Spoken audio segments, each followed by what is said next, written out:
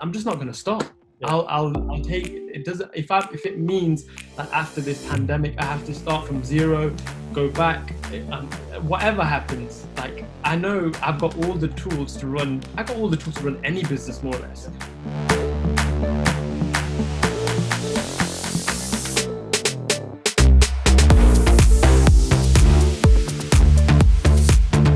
Welcome to Bigger Than the Hustle podcast, where I bring you real conversations with entrepreneurs about how they live their lives outside their business. We deep dive into the energies, the disciplines, the habits, the motivations, and the mindset which allow them to be successful in their life, which in turn leads to success in their business. Now, today I've got a real special guest with me, someone I've known since he's been a baby. I've seen him grow into the man he is today. And there's a conversation that will always stay with me, is a conversation when he came to my office many years ago and said, Bav, I've got an idea. And I'm not going to go into that now because we'll go into that later. But without further ado, I'm going to introduce Gauran Patel, or G, as he's better known. So how are you doing, G? I'm good, Bav. And yourself? Good, man. So I'm just going to sort of allow you to just introduce yourself, give a little bit of a backstory about yourself, and then we'll go into the conversation from there. Okay, so my name's Gauran. I am 29 years young. No, 28, 29. See, I'm getting to the age where you guys keep forgetting your ages. 29 years young in about a week. I am a owner of a gym called #Gym, which means get yourself motivated. I was born in India. Came to the UK when I was a baby, 1 year old, with my dad. But yeah, that's just a little snapshot of really of me. Cool. And I remember, like I said, let's go back to the start. You growing up, I know your dad was always an entrepreneur. He always had an idea, and he always was trying new things, and then he try something else, and try something else. And even knowing your mom's even an entrepreneur. I know that as well, right? So going back to the time when you were working at Santander, and then you came to me and you said, Bav, I've got an idea. What do you think was happening in your mind at that point, or before that point, to think that actually, do you know what? I think I can tread this path of entrepreneurship. So I came to a stage in my life where I was doing well in my career, but it wasn't for me. I've always wanted to work for myself because from a young age, and I've always had that mindset of an entrepreneur, because okay, so this might sound bad, but I used to nick £10 off my dad's wallet, go to the sweet shop, buy sweets, and set up a sweet shop outside the house and try selling the sweets. No one sold them. I ate them myself. But I always had that sort of mindset. So I'm in thinking back, there was always an element of me that wanted to become a business owner, wanted to do something bigger than myself. I was happy and I was really doing well at Santander, but it wasn't fulfilling what I wanted to do, and I had to look at what used to make me happy. So before I came to you, it was just a thought process of what business did I want to really do. The way the gym actually came about, one, I fell in love with. So I was very skinny, I still am, but I was really skinny, and confidence was low. In myself, no one would know that, but within myself, my confidence was low. So when I started working out, getting some muscles, this, that, and the other, it really boosted my confidence in terms of taking on, new challenges. From, the way I actually started, it wasn't Santander, but it was Lloyd's before I got to Santander. It was just offering to work for free. And then at the back end of that, got a job. And then rolled into moving into Santander. My dad had, between Santander and Lloyd's, there was a bar that we had as well that I ran with my cousin, which is also your cousin. Yeah. I think elements of my past, from looking at my elders, I think that's what's created me of what I am today. So yeah, look, my parents, to be fair, everybody in my life has played a big part. up till now. Cool. So, let's go into those first steps. So you decided, remember you coming to the office and saying, Bav, I got an idea. I want to open a gym. And we had a brief discussion about it. We talked about why you said you'd found somewhere you thought it'd work and what my thoughts were behind it. And I knew, even irrespective of what I said, you were going to do this. This was something within you. You already sort of worked out in your head what the idea was. But I think it's more sort of, can you give me some support on this and give me some things I need to think about that maybe I've not thought about right now, right? So you've sort of stepped into that. You've taken on a property. You've kitted it out, and it wasn't a small project. This was quite a big place, quite a big project, and a hell of a load of stuff you had to learn about setting stuff up, right? The business is one thing, but all the things that go in behind it to make it happen, you have to then, first of all, trust a lot of people, trust a lot of people around you to bring them in, like the builders, like the technical guys, the council. I know you had a lot of problem with the council as well, setting it up in terms of your music system and things like that. But eventually you get to a point where yes, we're ready to open. Can you remember your first day, the first day that you opened your gym? So to be fair, the gym, when we opened, we weren't even finished building the gym.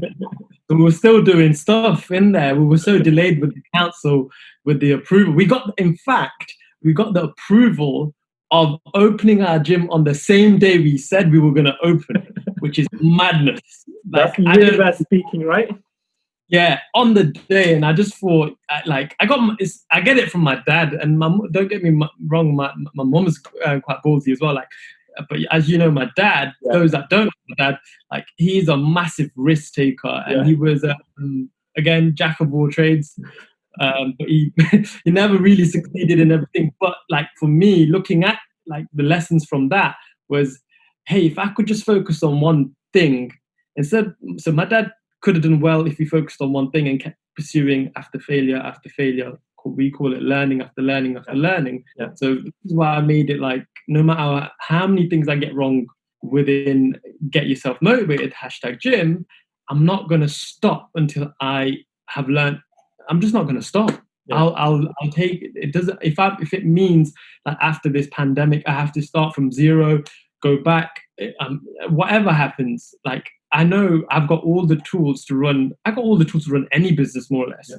But I'll always pursue the one that I've started, because one, I love it. I love the people that I work with, the type of people that come in, and the effect that we have on people is not just from a physical point; it's from a psychological point as well. So I just love what we do, and it was opening the gym was scary, but that feeling that day when we opened, it was I don't know, I was just so proud of myself, because my dad's not here, me and my brothers, we've literally put our time, effort, thinking caps on. We didn't know nothing, we had no idea. All we cared about was helping people get fitter, stronger, and we just wanted to have an income that we can, even if it's less than what somebody else would pay us on a job, which guarantees that we were happy to have a less income, but be more happy and have our freedom.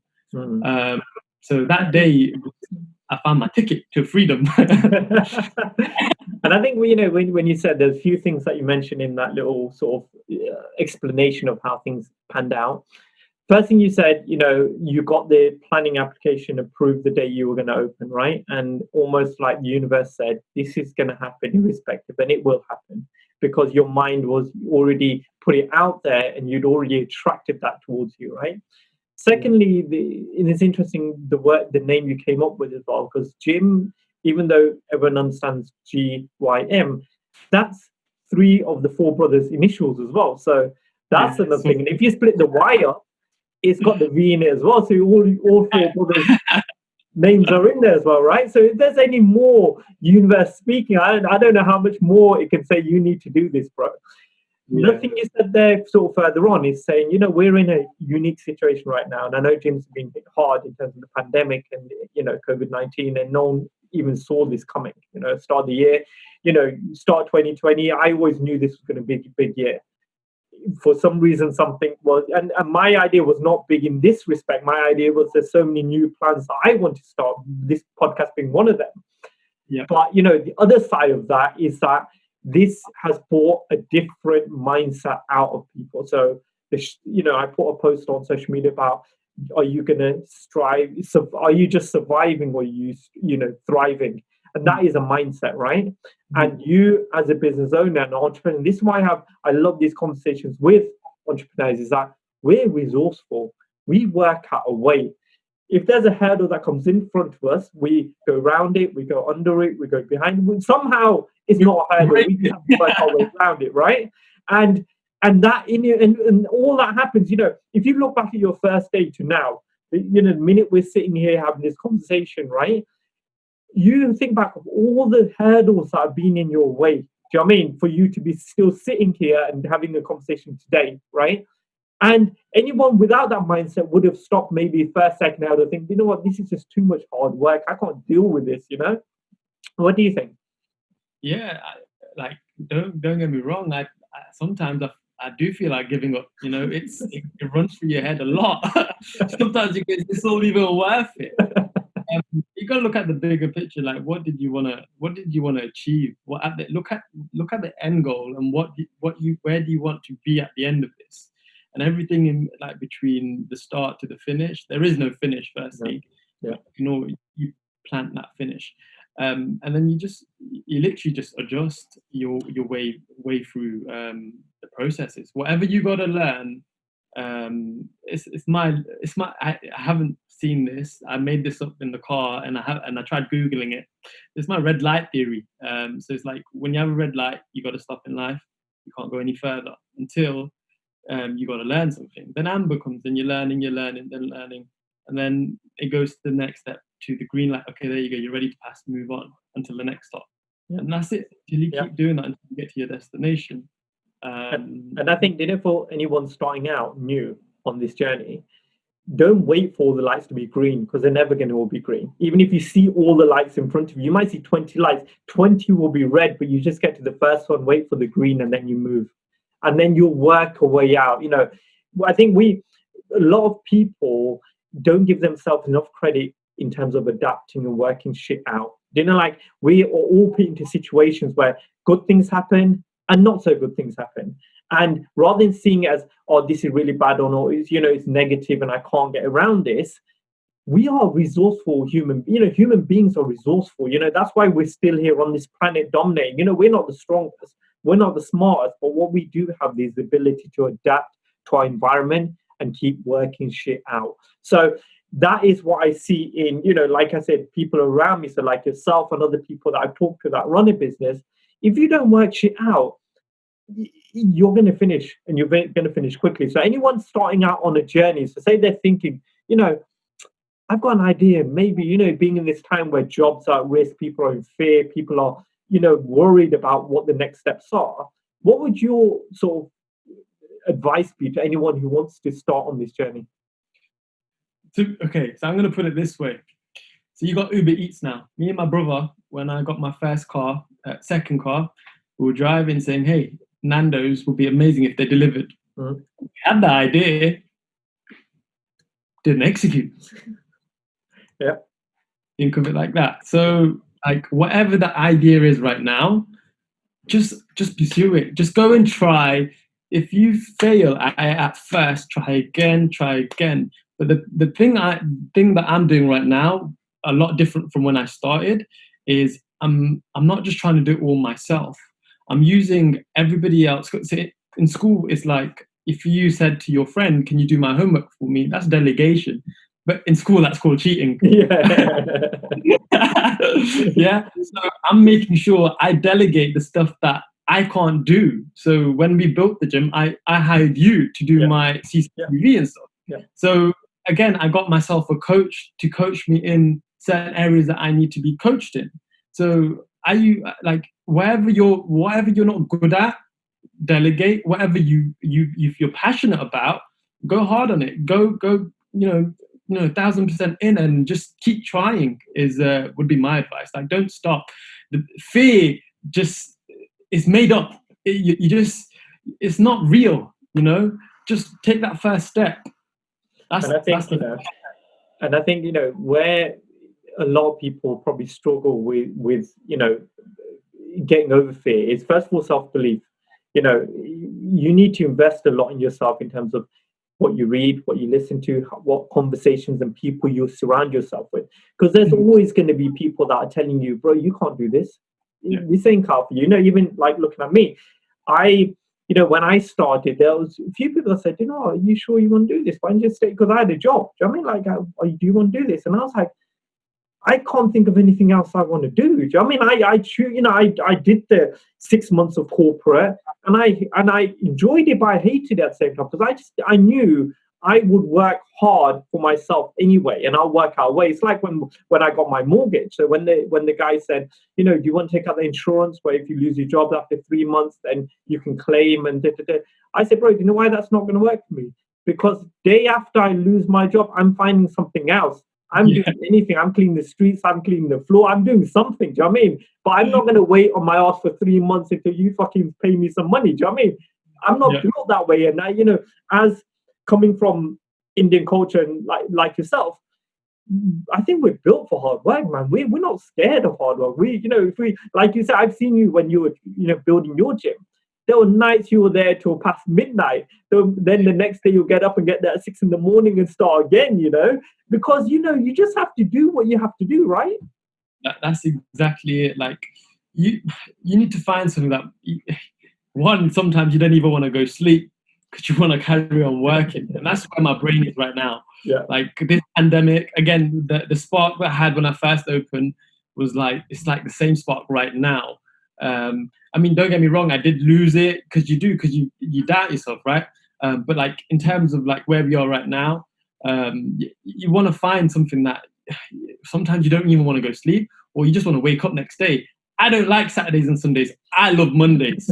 I don't like Fridays. I love Mondays. I wake up for Mondays because I know Mondays the gym's busy, Tuesday the gym's busy, Wednesday the gym's busy, and I keep talking to people. I don't work the weekends, but I love, like, don't get me wrong, I love spending time with my family, but I'm more excited about the bigger picture. And in a way, what we understand is we're doing it for everyone. We're not, although we get a lot of fulfillment, but if you look at it, what you're building, your asset, your finance, etc., you're building it for everyone around you. It's not just for you, And that's, I think, the difference in the mindset of someone who says, what, I want to do this, and where your energy, your passion. I've been at times when I was the only one working. When Bersha first had Kaya, she wasn't working. I was the only one bringing in income. And it wasn't easy, but because I was driven, I was enthusiastic, and I had passion, it was like, I'll work our way. It really didn't bother me, because I knew I'm not going to give up. I knew that somehow I'll find a way. So if you look at yourself, so you're getting closer to 30 now. If I rewind you back to 18 years old, right? And I sat with you and I said, Guru, this is what's going to happen. You're going to go through this corporate, you're going to open a gym, these are all things, then you can get a bigger gym, then we're going to, on this date, we're going to be sitting, recording podcasts, talking about how you've done things. If I told you that 18, what would you have said? Well, I would have never thought I'd have a gym at the age of 18. And I'll tell you why. Because at the age of 16, I said to my dad, and you know what my dad's like, I said, Dad, let's open up a gym. And then the bar came about, and then they got all hidden in there. And then I was telling my friend, I want to open a gym. And he goes, what if someone breaks their hand, chops their hand off, and you'll have to pay out millions? And I didn't know what insurance was. I didn't know what that was. I was like, oh yeah, get that. That dream came out the window. But look, like, I would have never thought to be where I am right now at the age of 18. Like, I always knew I always knew I'd be doing something, but I didn't know I'd be doing what I actually wanted to do at the age of 16. And what about all the things that you have done to be here? You need to be sitting in that chair talking to me.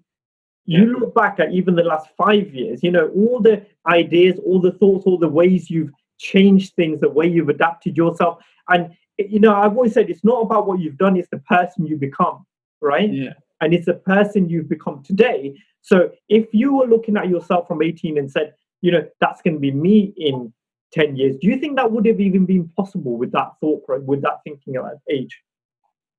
Well, at the age of 18. Yeah. So looking at yourself. So if you look, someone said, here you are in 10 years' time, and these are all the things that you're going to be doing, and these are all the things that are going to happen in your life. Yeah. And they said, this is actually going to happen. Do you believe me? What would you have said? To be fair, like if I look at my past for I'm gonna call it failures, but if I look at my past and look at all the things that I've done, and I'm gonna talk from, it's not even business, but like just the thinking behind me. Yeah. I opened up a cricket team. I was 14, 12 years old, whatever. I opened up a cricket team, named it, bought t-shirts, put names on there, went out, played, did that. Always wanted to be captain. Selling sweets at the front door of my house. Buying clothes, selling clothes. Working at these florists, picking up buckets so I could pay for my girlfriend's whatever I wanted to do. Like all the little things I did. Like yes, it's for money, it's for free. I call it freedom now. Yeah, but it was for financial gains. All them little lessons was building a bigger character. And now I'm sitting like 4 years ago, I wouldn't even read a book. Wow. Is it 5 years? 5 years ago, I wouldn't even read a book. I never read a book, a full whole book, over 100 pages in 5 years before. So 2000. So since we opened, the amount of books I've read is crazy. And no, I never thought I'd ever finish a book. The day I finished that book, I actually posted on Instagram. Hopefully it'll come up on my memories. And I was like, I'm so proud of myself because I've actually finished the book. And it's nothing big to other people, but to me, it is, because it was the start of changing how I think. Because these guys, they're talking about their story, their past, and how they pivot from, I'm talking, if we're reading pandemic books, like how they pivoted, how they dealt with their struggles. It's just giving me an advantage now for the future. It's giving, and that's another advantage for my kids, because I'm going to make sure what I didn't get as a kid, my son's going to get that. So like he's come to the gym, he's helped me out in the gym, he's hoovered, showed him how to put a drill in. He's only 4 years old and he wanted to drill, he wanted to paint, hoover, like gardening. He's doing all these little things I never really did with my dad. So like for us as adults now, like on the next generation futures, like we can give our kids so much advantage for self-belief going forward. But you've got to be like I said, there's a couple of things that I want to go into as well. But one thing you just said there is looking forward. Okay, so if you look forward at you as a person, what skills do you still think you need to master, grow, or learn to become a better version of yourself? Okay, so I would say managing my time better,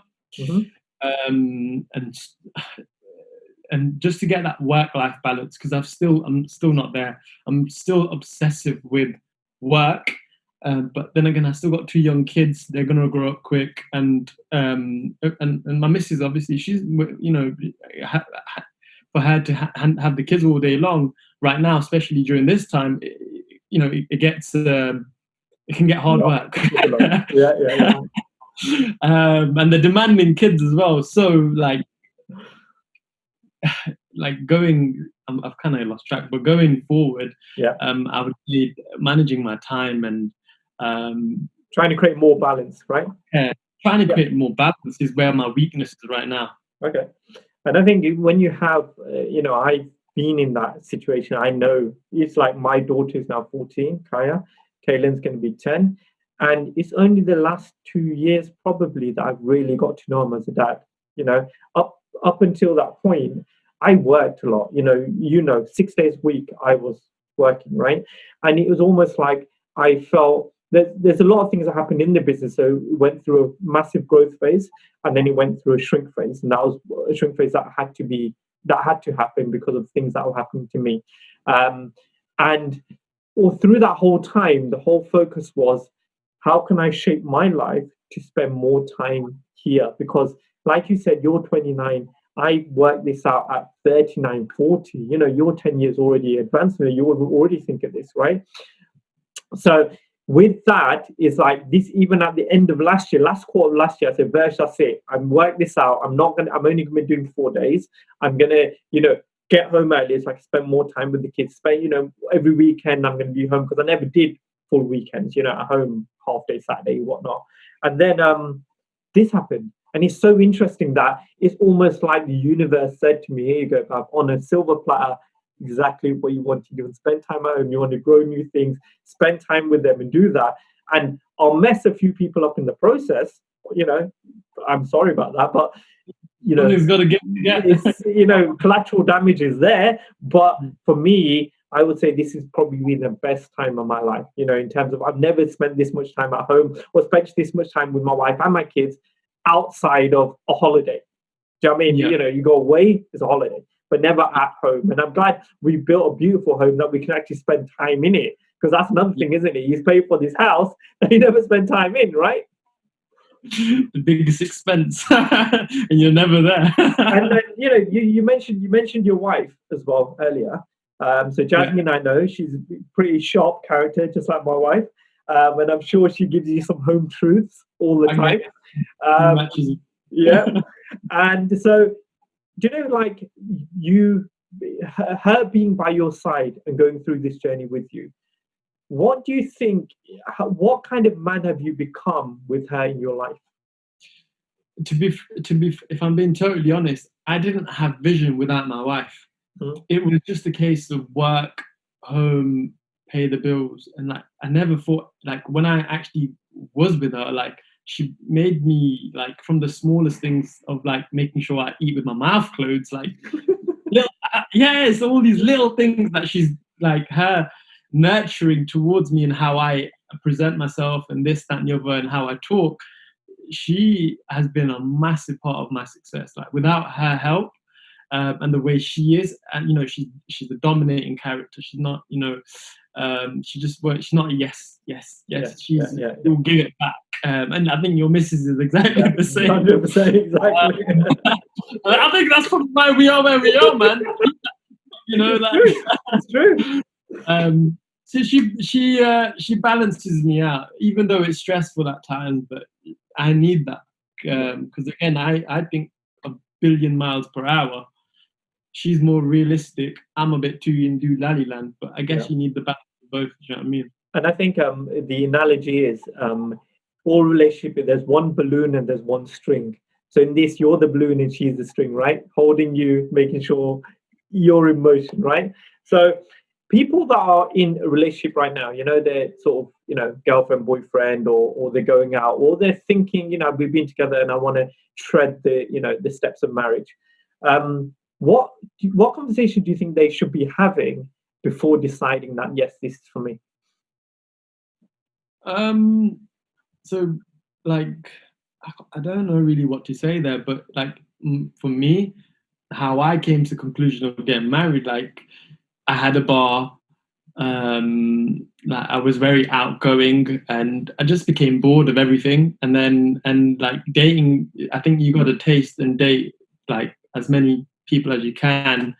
And then you always find that one that you felt most comfortable with and you see yourself in the future. So sometimes like if you're in a relationship right now and you do have a breakup, give your like there's nothing wrong with moving forward to come back to know what you lost out on or how you were. So like for me, like that's exactly what happened. Like I moved on to realize that no, this isn't how it was supposed to be. So and it's very hard nowadays. Like it's so with social media and the way things are from what I see is like it's like you just swipe up, you like, oh, swipe up, you like, it's just so easy. Like I say easy as in like conversations are done by not even having a conversation, done by tapping the photo.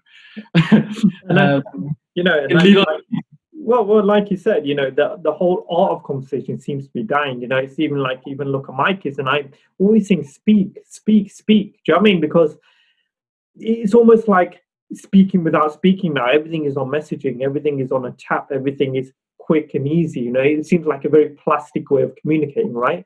And I get it. There's certain times when messaging is the best thing. You just want to quickly say something, say that. And I'm very much like that.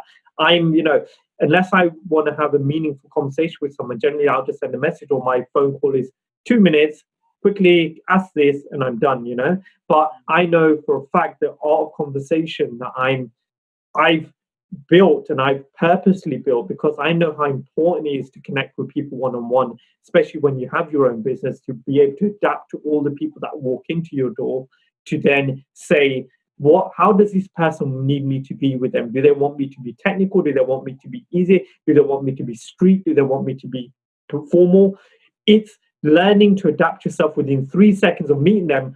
This is how I need to be. It's almost like a chameleon, because as soon as that person comes in and you can adapt to them, you're already over one hurdle, and the rest is then just how you give your service and how you give your support, and you as a business, which is your whole framework, how that works. Would you say that was how it works in business? That's spot on. I'll give you just a little example. So when I used to work in the bank, we used to get Chinese customers. So if I spoke to them the way I'm speaking to you right now, they didn't understand. Yeah.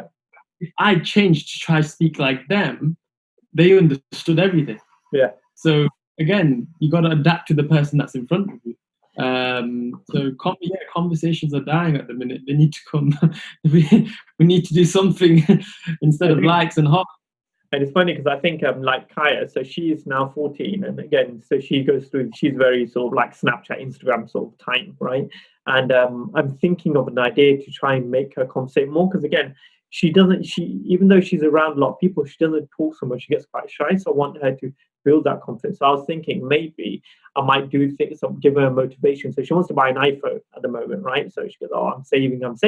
So I might say, "Okay, I'll give you £5 towards your or I'll give you £1 every minute. You can ring one of your friends and just talk to them. Just have a conversation. Let me time it, and I'll pay you for that."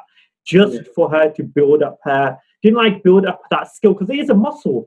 Building a conversation, like having a conversation with someone. Sometimes it's not easy, but for me, I know I've got the skill. No matter, even if you're 8 years old or 80 years old, I can talk to you, and I can adapt myself to talk to you, and I'm proud of that within myself, because I knew we had to do that. And I grew up at a time, when I opened my business, there was no Google, there was no real mobile phone, there was no, there was a fax machine, there was Yellow Pages, and there was a shop. That was your business, right? Now you had to learn to talk to people, right? And now you can build your whole business without talking to anyone.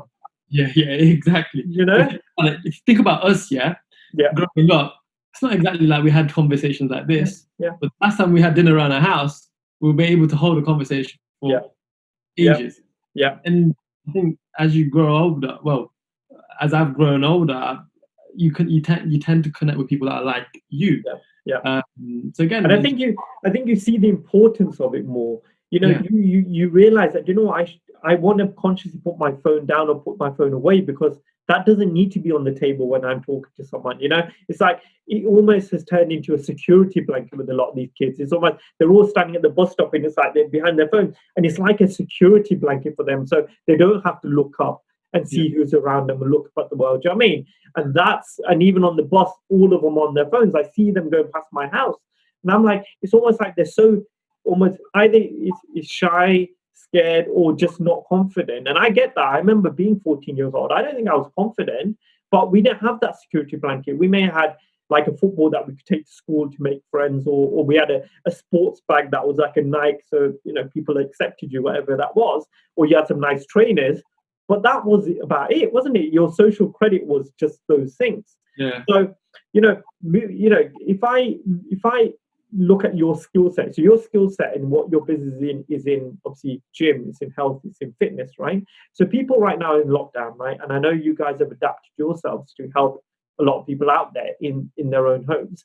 So just say you were giving some advice to a friend of yours that, wasn't necessarily a gym girl, but that wants to just keep themselves on that track. What advice would you give them as a health and fitness guy? So, I think when it comes to fitness, it's psychology plays a massive part. And the best way to start, everyone's different at different stages. So some people are scared from lifting weights. So I would always say, why don't you just start walking a little bit more than what you normally do?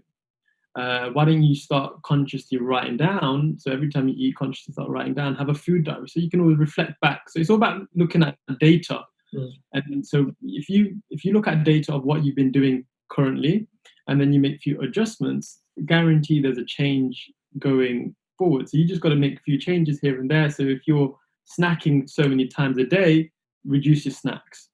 If you're only walking, you get the Fitbits now with the steps.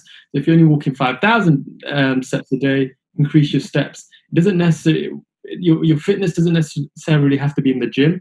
It's just got to be with movement, okay? And control of your food, your sleep, your digestion. So like, there's all these elements you got to reflect on.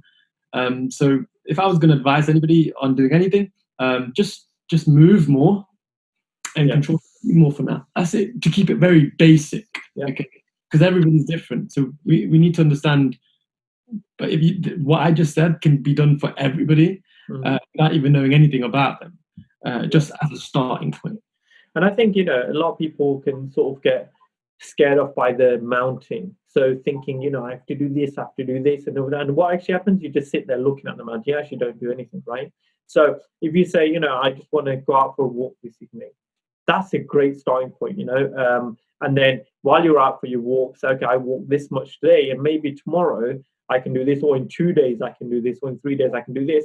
And I think for me, it's always been the discipline to try and maintain something over a period of time, and I think a lot of people start gung-ho, like January the 1st, I'm going to join the gym, I'm going to go every day, and I'm going to, and by February the 1st, you're not seeing half the people, great for you as a business, but not great for an individual that's trying to become better or become fitter and become healthy. And like I said, the mind-body connection is huge.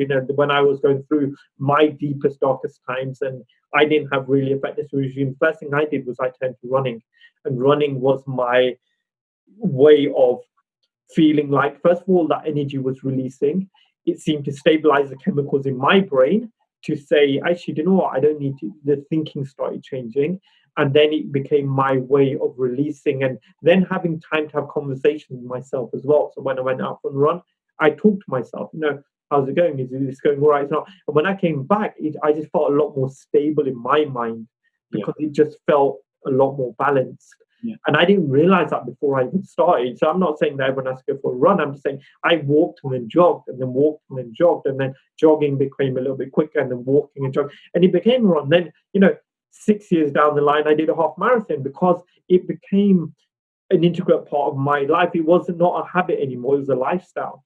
And even like yesterday, I went on a 10-mile run because I love it. And that's what's given, because for me, it's respecting what's given me life.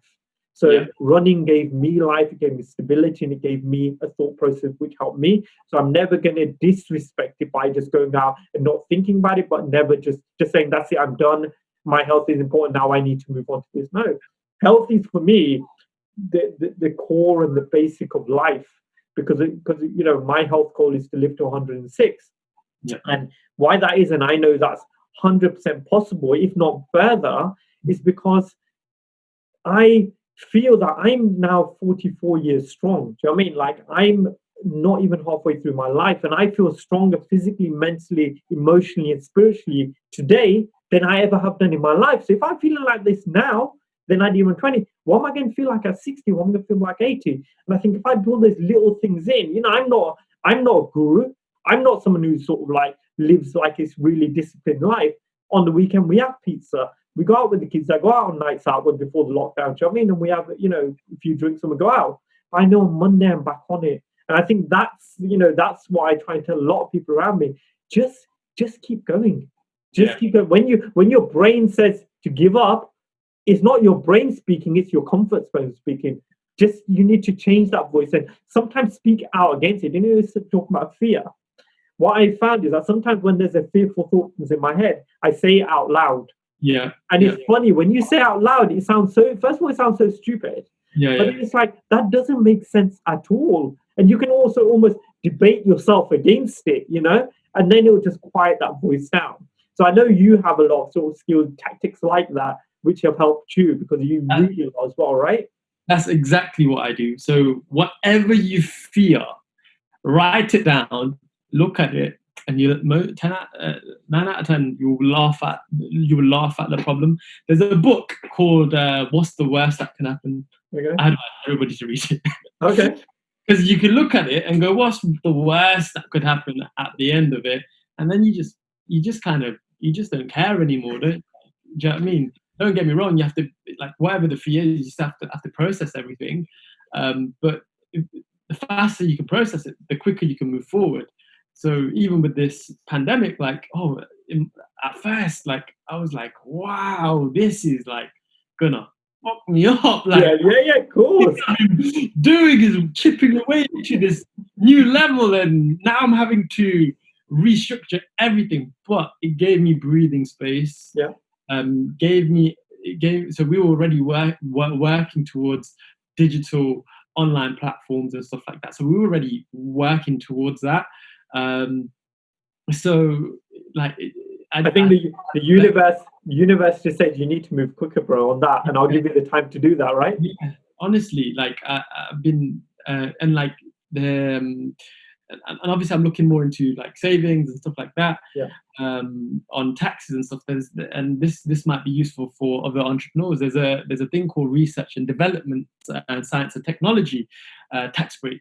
So if you're trying to develop if you're trying to innovate and you're trying, even if the product or the thing isn't made at the end of it, whatever the cost so cost can be applied as time, money, coaching, whatever. You can apply it to this thing, at this project.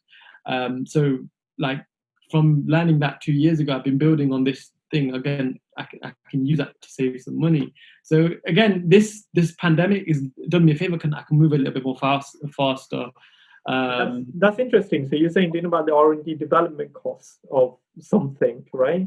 So is that like a physical product, or can it be an online thing, or is it just something that's new, or how does that work? So you got to innovate. It can't be something you can go, hey, I'm going to take off the shelf and just put it on. So if you're innovating, like and creating something new that you can't take off the shelf, if you're literally coding or getting someone to code for you, you say, hey, look, I want it like this. That's innovation. So again, like I said, you can't just pick it off the shelf and just say, here, that's your product. So we're working, there's things that we're doing, algorithms and stuff that I got going on behind the scenes for certain things that we're going to use on our online platform, which no one's created, but the thinking behind it's there for us to one, again, get relief on tax. These are things that's interesting. So what I'll do is, if you can send me that link, I'll put it on the show notes at the end. So if anyone does want to look into it, they can obviously look into the But that's great bit of knowledge, and I think that's why these conversations are good, because two people that are talking that are in the same thinking process, these things come out, and then something new can come out of it from what you're doing. And I think the whole thing about sharing, you could have kept that to yourself, right? And the gym use that now. Do you know what I mean? Like for me, and this is why we're different. Again, I don't just try thinking from, I'm not a gym that's open, come, train, go home. Like if you come to the gym and you see me, trust me, there's people like yourself that we have conversations for hours on end. And I've been meaning to set up a group, WhatsApp group, and a meeting, because there's a lot of guys that come here and girls that want to connect and just talk about what they're doing, what we're doing, what can we learn from each other. Even though we were even going to do a book club, I just haven't got around to it, if I'm being honest. But anybody, not just gyms, anybody can use that. And I think that taps into what we said earlier. It's about surrounding yourself and creating your environment, right? The energy that you build around you. So the conversations, the information, the energy that you draw upon. A lot of the time you need to drown out the noise that's not serving you anymore. And that noise is, negativity, fear, news, social media, the parts, social media is great if you tailor it to what you need it to be. Or it's absolutely annoying and fucking crazy if you just let it do what it's meant to do. Do you know what I mean? Which is shape our passive subconscious mind. If we say, you know what, I'm a god to my mind, and I'm not going to let anything into my ears, my eyes, and my thinking, that doesn't serve me. And it's hard at the start because you don't know what to do. But when you realize, you know what, the news is not serving me, I'm not going to listen to that. That person is not serving me anymore, so I'm going to distance myself from that. I don't want to read those articles because they don't serve me anymore. And then you create all the space you need to fill it with the people, the time, the things that do serve you, to become, so you can become a stronger version of yourself for all the people around you. Because that's what it's about, right? We shine our light so they can shine their light. I'm the candle I can light other people's candles, because then we can shine bright together. Would you, that's how I think anyway. Yeah, no, I totally agree with everything you just said there. Like, don't let social media is just a tool, and don't let that tool use you. It's a tool for you. Do you know what I mean? Like, manage your time better with it. Like, don't get me wrong, I'm not exactly the god, like the best at it, but then again, I do use it a lot because of the fact what I do. I create content.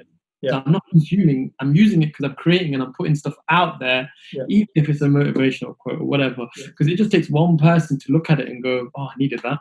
Yeah. That's 100%. Yeah. One person read it and they needed that. Cool. There we go.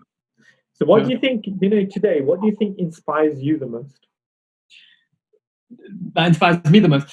Like building this brand, and then even the littlest thing as like me and the missus are looking to buy a house, so we're driving around, and then in Market Harbour randomly there was a guy with a hoodie, hashtag Jim hoodie, and I just thought, wow, like, you're in Market Harbour. So them little things, like, so building on this brand makes it makes me happy when people are wearing our stuff. So it's something that we built, like with literally the thought. So that makes me happy, seeing the brand grow. Okay. And would you say at the moment there's anything missing in your life?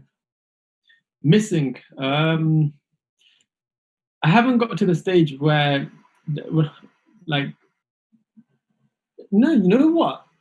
Before this pandemic happened, I actually reduced my hours of work. So I went down from working 6 to 7 days, 6 to 8. Well, it's gradually years on years. So I went from 7 days to 6 days to 5 days. Now I'm at 4 days. So everything was going in the right direction. So obviously, when we were back open, don't get me wrong, like, I may have to work a little bit more. I can't really say anything's missing. I've got 2 kids. People, I'm so blessed to have 2 kids, because there's people that can't have kids. Got a house, got a missus. I'm happy with the car that I drive. Got my business. I honestly feel complete. But in terms of my mission, I'm incomplete. So when I say what my mission is, like, it'd be to help more of my personal trainers develop themselves, grow their income, and make a bigger impact. And on the adverse effect of that helps me out as well, because they're part of the journey of the brand. So the brand, I want to get it international, globally. They're the levels I see this going.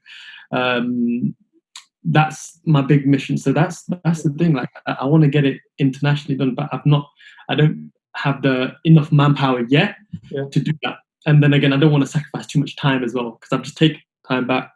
And I think it's, like you said, it's the person you need to become yet. There's that journey that still needs to take place, for if someone landed an international brand on your head right now, it would be tough, because it's because you're not shit, you're not got the experience yet to do that. But slowly, with patience, with discipline, with focus in all the right areas, and building your muscle of you as a person to become strong. So when that comes your way, and it will, because that's the way your mind is, you'll be ready for it, and then you can serve that market the best that you can be, because everything is being built ready for you. Do you know what I mean? So, as we sort of come to the end of our conversation, and like I said, I can talk for hours with you, and this is what I love about the conversation. Even on the last question, when I asked you what's missing, every person I've asked has first of all said nothing, because of the gratitude of what they already have. And you can never see what's missing, because you're so grateful for everything you have.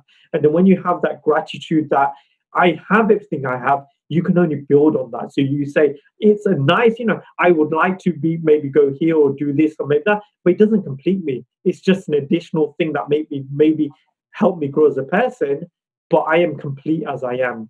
And to become more complete, there are other things that may happen and they may not. And if they don't, that's fine as well. And I think when we come out of that, when we come through that with a mindset like that, things can only come to us because we're attracting it, we're drawing that energy towards us.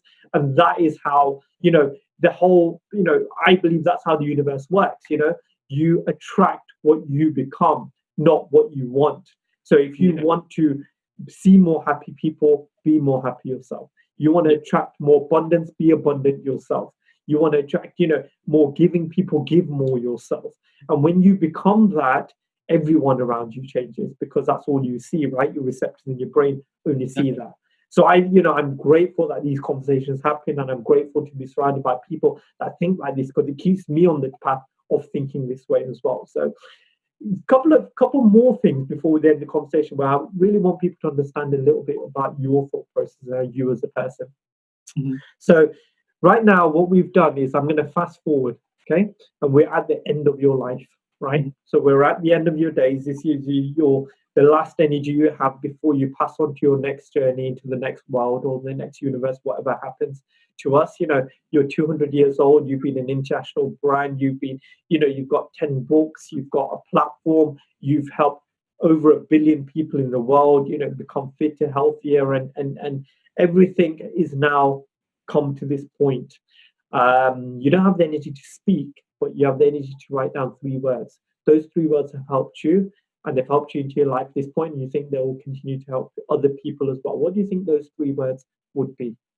So I thought about this, and them 3 words for me are forgive, give, and love. So learn to forgive yourself and others, learn to give, and then learn to love others as well.